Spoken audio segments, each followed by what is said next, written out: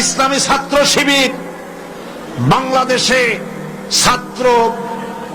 ছাত্র অঙ্গনে শিক্ষা প্রতিষ্ঠানে আল্লাহর এক নিয়ামত, আলহামদুলিল্লাহ বলেন।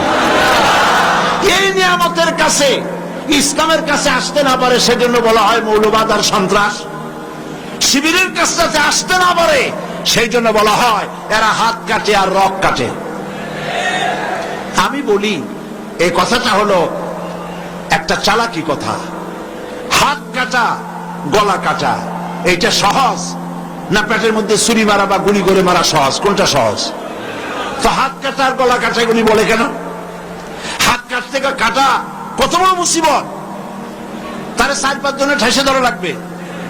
তাছাড়া কেউ কি বলবে যে আসছেন যখন আপনি হাতটা কাটিয়ে দিয়ে যান, এরকম বলবে কেউ?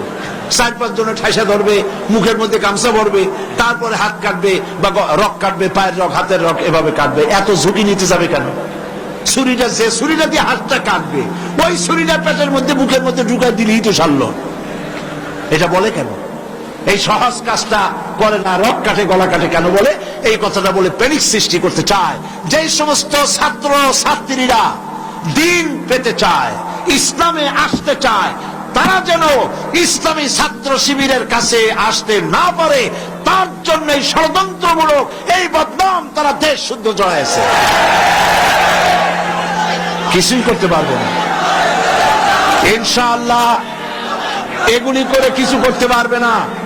119 জন শিবিরের নেতা কর্মী শাহাদাতের নজরানা আল্লাহর দরবারে পেশ করেছে। আমি আপনাদেরকে বলবো, পরের মুখে ঝাল না খাইয়া নিজের একটু চেষ্টা করেন। ওরা যেখানে থাকে শিবিরের ছেলেবেলেরা, এরা মাঝে মধ্যে সব্বে দাঁড়ি করে, যাই দেখবেন ঘরের পাশে গিয়া জানলার ফাঁক দিয়ে তাকাই দেখেন ওরা কি করে। এরা মাদ্রাসায় পড়ে নাই, কলেজে বিশ্ববিদ্যালয় পড়ে, হয়তো দাড়ি টাড়িও এ পর্যন্ত অনেকে রাখতে পারে নাই, কিন্তু যায় দেখবেন বস্তা ছেঁড়া হইল বালাম চাউলে ভরা, উপরে রং কাঁচা থাকলেও ভিতরে পাকা আম। ভিতরে যাই দেখবেন রাতের বেলা যখন তারা সব্বেদারি করে, তাহাজ্জুদের নামাজ পড়ে, সাহাবায়ে কেরামদের জীবনী আলোচনা করে আর মুনাজাত করে, সারা রাত কিভাবে ওরা কান্দে একটু তাকায় দেখে। এই চোখের বাণী তারা আল্লাহর জন্য দেয়, দিন প্রতিষ্ঠার জন্য কাজ করে।